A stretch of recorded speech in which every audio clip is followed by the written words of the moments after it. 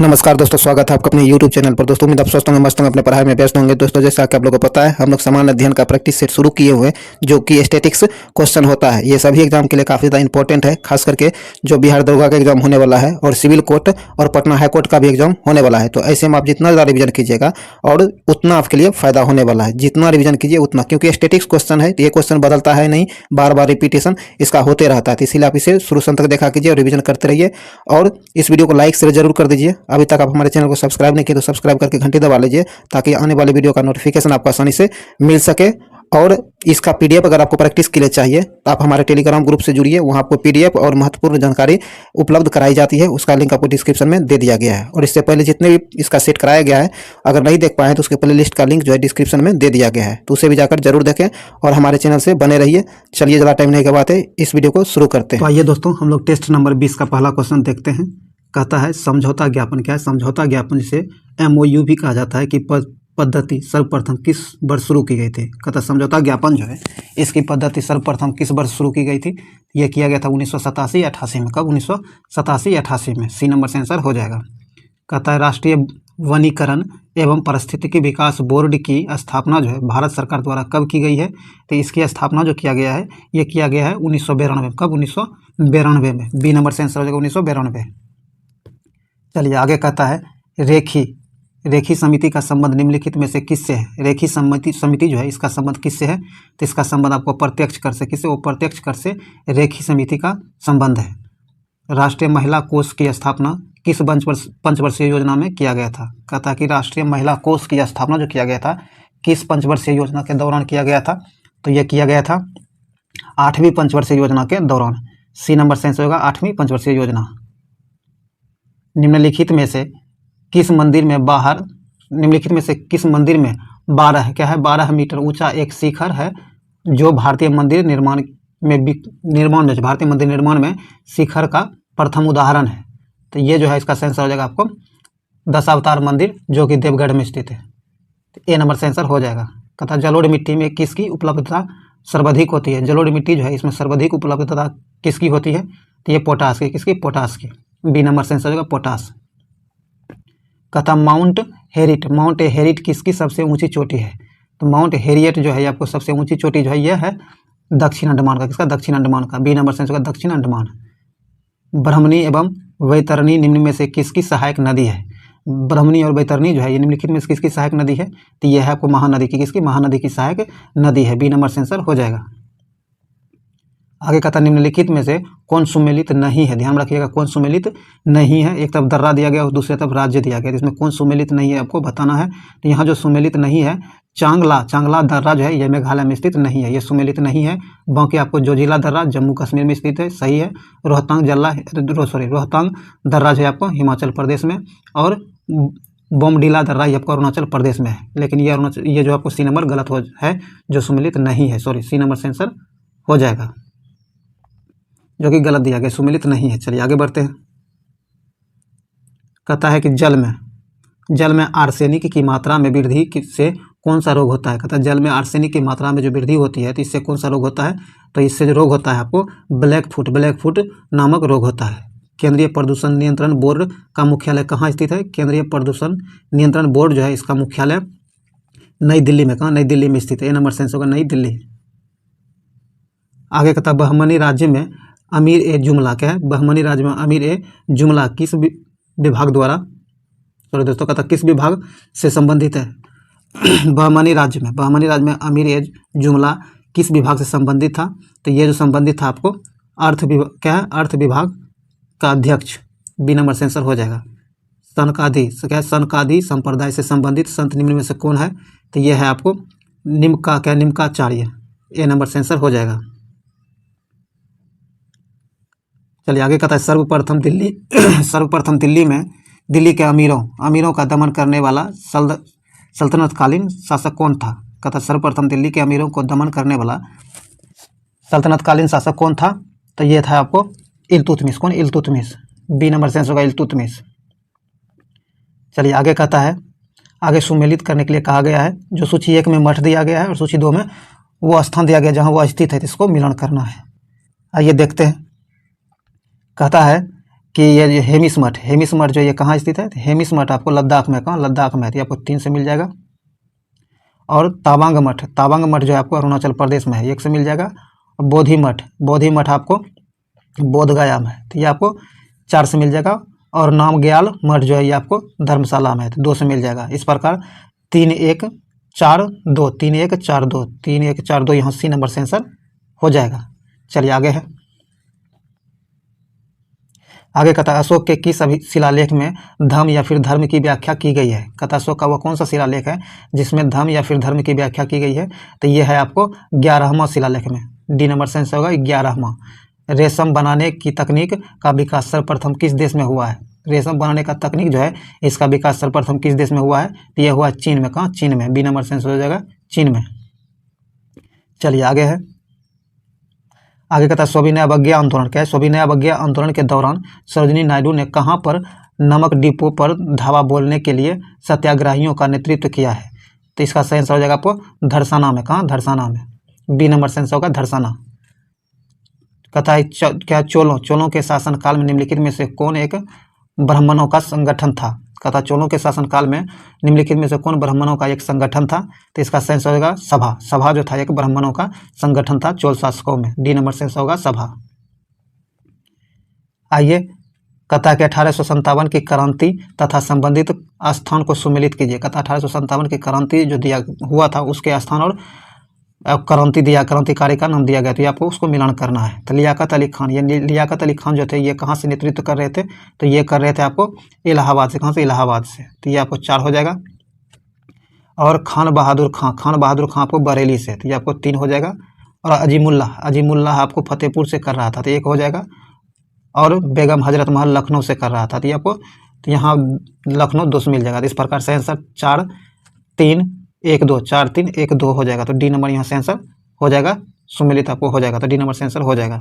चलिए आगे है, ये आपको इंडिविजुअल भी पूछा जाता है, इस तरह से आपको 4 क्वेश्चन इसका सोल्व हो गया, तो इस तरह के क्वेश्चन को जरा ध्यान से जरूर देखा कीजिए। चलिए आगे बढ़ते हैं, कथा अधोमुखी, क्या अधोमुखी निस्यादन सिद्धांत निम्नलिखित में से किस क्षेत्र से संबंधित है, तो ये जो है आपको शिक्षा क्षेत्र, कहाँ से, शिक्षा क्षेत्र से संबंधित है। 1872 ईस्वी में नेटिव मैरिज एक्ट को पारित कराने के महत्वपूर्ण भूमिका निम्नलिखित में से किसने निभाई थी। कहता है कि 1872 ईस्वी में जो नेटिव मैरिज एक्ट को पारित किया गया था, इसे कराने में महत्वपूर्ण भूमिका किसने निभाई थी, तो ये निभाया था आपको केशव चंद्र सेन ने, किसने, केशव चंद्र सेन ने, तो ए नंबर से आंसर हो जाएगा। कहता निम्नलिखित में से कौन सी घटना सबसे पहले हुआ है। कहता नीचे दिए गए घटना जो है इनमें सबसे पहले कौन हुआ है, तो इनमें सबसे पहले जो हुआ है आपको रोलेक्ट एक्ट हुआ है। कौन, रोलेक्ट एक्ट हुआ है, तो ए नंबर से आंसर हो जाएगा रोलेक्ट एक्ट। भारत की संविधान सभा का गठन किसके प्रस्ताव पर किया गया था। भारतीय संविधान सभा का जो गठन किया गया था ये किसके प्रस्ताव पर किया गया था, तो कैबिनेट मिशन के प्रस्ताव पर किया गया था, बी नंबर से आंसर होगा कैबिनेट मिशन। निम्नलिखित में से मैकियावेली के लिए सरकार का कौन सा रूप आदर्श है। कहता है कि निम्नलिखित में से मैकियावेली के लिए सरकार का कौन सा स्वरूप जो है रूप आदर्श है, तो ये है आपको गणतंत्र, ए नंबर से आंसर होगा गणतंत्र। निम्नलिखित में कौन सा रीट व्यक्तिगत स्वतंत्रता का बुलवर्क है। कहता निम्नलिखित में से वो कौन सा रीट है जो व्यक्तिगत स्वतंत्रता का बुलवर्क है, तो इसका सही आंसर हो जाएगा आपको बंदी प्रत्यक्षीकरण, डी नंबर से आंसर हो जाएगा। चलिए आगे है, कहता निम्नलिखित में से कौन सा भारतीय संविधान द्वारा प्रत्याभूत मौलिक अधिकार है। निम्नलिखित में से वो कौन सा है जो भारतीय संविधान द्वारा प्रत्याभूत मौलिक अधिकार है, तो ये है आपको समानता का अधिकार, डी नंबर से आंसर होगा समानता का अधिकार। भारतीय संविधान में राज्य के नीति निर्देशक तत्व को शामिल करने का मुख्य कारण था। कहता भारतीय संविधान में जो है राज्य के नीति निर्देशक तत्व को जो शामिल किया गया था, इसे शामिल करने का मुख्य कारण क्या था, तो इसका मुख्य कारण था कल्याणकारी राज्य की स्थापना करना, ए नंबर से आंसर होगा कल्याणकारी राज्य की स्थापना करना, इसका मुख्य कारण था। निम्नलिखित में से कौन सी समिति संसद की अस्थायी समिति नहीं है। कहता निम्नलिखित में से वो कौन सा समिति है जो संसद की अस्थायी समिति नहीं है, तो ये आपको वित्त मंत्रालय की परामर्शदात्री समिति, ये जो है डी नंबर से आंसर होगा वित्त मंत्रालय की परामर्शदात्री समिति जो है आपको ये अस्थायी सदस्य नहीं है, अस्थायी समिति नहीं है। चलिए आगे है, कहता केंद्रीय मंत्रिपरिषद के विरुद्ध वो विश्वास प्रस्ताव कहाँ प्रस्तुत किया जाता है। कहता केंद्रीय मंत्रिपरिषद जो है इसके विरुद्ध वो विश्वास प्रस्ताव कहाँ प्रस्तुत किया जाता है, तो ये किया जाता है केवल लोकसभा में। कहाँ? केवल लोकसभा में। ये नंबर सेंसर हो जाएगा। ये जो है स्टैटिक्स क्वेश्चन है, तो बार बार रिपीट होते रहता है, बहुत बार पूछा गया है। जैविक ऑक्सीजन आवश्यक एक प्रकार का प्रदूषण सूचकांक है। कहता है जैविक ऑक्सीजन जो है आवश्यकता एक प्रकार का प्रदूषण है, तो इसका सेंस हो जाएगा जलीय वातावरण में। कहाँ? जलीय वातावरण में। नदी का प्रदूषण मापा जाता है। कहता नदी का प्रदूषण जो मापा जाता है यह किस तरह मापा जाता है, तो यह मापा जाता है जल में घुली ऑक्सीजन की मात्रा से मापा जाता है नदी का प्रदूषण। डी नंबर सेंसर हो जाएगा। आगे कहता है शुक्ला फांटा वन्य जीव अभ्यारण्य कहाँ स्थित है, तो यह स्थित है आपको नेपाल में। कहाँ? नेपाल में। बी नंबर सेंसर होगा नेपाल। आगे है लघु रेडियो तरंग की खोज किस वैज्ञानिक द्वारा किया गया था। लघु रेडियो तरंग जो है यह किस वैज्ञानिक के द्वारा खोजा गया है, तो यह खोजा गया आपको हेनरिक हर्ट्ज के द्वारा। ए नंबर सेंसर हो जाएगा। कील उखाड़ने का हथौड़ा जो होता है यह किस उत्तोलक श्रेणी का उदाहरण है। कील उखाड़ने का हथौड़ा जो है यह किस उत्तोलक श्रेणी का उदाहरण है, तो यह उदाहरण आपको प्रथम श्रेणी के उत्तोलक का। ए नंबर सेंसर हो जाएगा। आगे निम्नलिखित में से कौन सी युक्ति यांत्रिक ऊर्जा को विद्युत ऊर्जा में रूपांतरण करता है। कहता निम्नलिखित में से वो कौन सा युक्ति है जो यांत्रिक ऊर्जा को विद्युत ऊर्जा में रूपांतरित करता है, तो ये करता है आपको डायनेमो, टरबाइन, पवन चक्की। उपयुक्त में सभी। डी नंबर सेंसर हो जाएगा। उपयुक्त में सभी जो है यांत्रिक ऊर्जा को विद्युत ऊर्जा में रूपांतरित करता है। चलिए आगे है। आगे कहता गुरुत्वीय त्वरण के संबंध में कौन सा कथन वह सत्य है, गलत है, यह बताना है। तो इसके संबंध में जो है जी अदिश राशि है, यह गलत है। जी जो है आपको गुरुत्वाकर्षण, तो गुरुत्वीय त्वरण जो है आपको यह आपको सदिश राशि है, अदिश राशि नहीं है। तो सी नंबर सेंसर हो जाएगा जो गलत दिया गया है। द्रवों के तापमान में वृद्धि करने पर उसके संयंत्रता पर क्या प्रभाव पड़ता है। द्रवों के तापमान में जो वृद्धि होता है तो उस समय उसके संयंत्रता पर क्या प्रभाव पड़ता है, तो ये जो है घटता है कि उसकी संयंत्रता जो है घट जाता है। जब ताप में वृद्धि होता है तो उसकी संयंत्रता घट जाता है। बी नंबर सेंसर हो जाएगा। निम्नलिखित में से कौन सा तत्व विद्युत धारा का चालक है। नीचे दिए गए तत्वों में कौन विद्युत धारा का चालक है, तो आपको सिल्वर जो है विद्युत धारा का चालक है। बी नंबर सेंसर होगा सिल्वर, और सबसे अच्छा चालक भी यही सिल्वर ही है। प्रकाश संश्लेषण के दौरान ऑक्सीजन किस कारण विमोचित होता है। कहता है जब प्रकाश संश्लेषण होता है तो उसके दौरान ऑक्सीजन किस कारण से विमोचित होता है, तो यह होता है जल का प्रकाश अपघटन। क्या? जल का प्रकाश अपघटन के कारण। बी नंबर सेंसर हो जाएगा। चलिए आगे कहता है राष्ट्रीय संपदा में निम्नलिखित में से किसको शामिल नहीं किया जाता है। राष्ट्रीय संपदा जो है इसमें निम्नलिखित में से किसे शामिल नहीं किया जाता है, तो ये जो आपको मुद्रापूर्ति को इसमें शामिल नहीं किया जाता है, ध्यान रखिएगा। तो सी नंबर सेंसर हो जाएगा। मुद्रापूर्ति को शामिल नहीं किया जाता है।